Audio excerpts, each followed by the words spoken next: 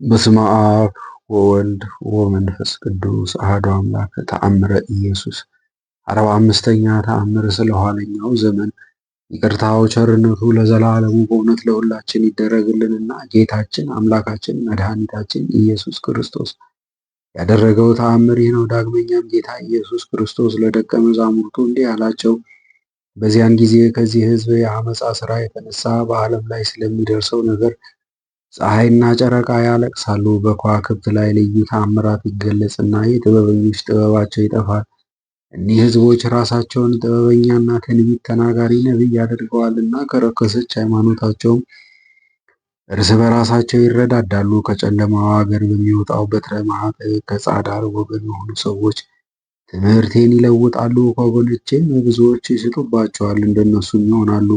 ከእነሱ የራቁ እነሱንም ያልተከተሉ ግን ብፁዓን ናቸው። በዚያን ጊዜ ተራራና ኮረብታ ያለቅሳሉ፣ ወንዞች ይደርቃሉ፣ ሀገር ይዘረፋል፣ ቤተ መቅደስ ይመዘበራል። እኒህ የጥፋት ልጆች በወገኖቼ ላይ ይቀጣጠቡባቸዋል።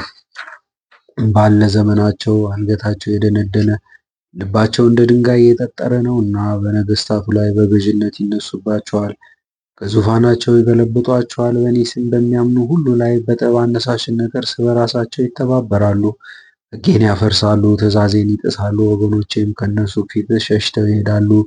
እኔ ግን የሚያምኑብኝን እስከ ዓለም ፍጻሜ ሳልተዋቸው ወይም ሳልለያቸው ከእነሱ ጋር እኖራለሁ። ይቅርታው ቸርነቱ ለዘላለሙ በእውነት ለሁላችን ይደረግልን፣ አሜን።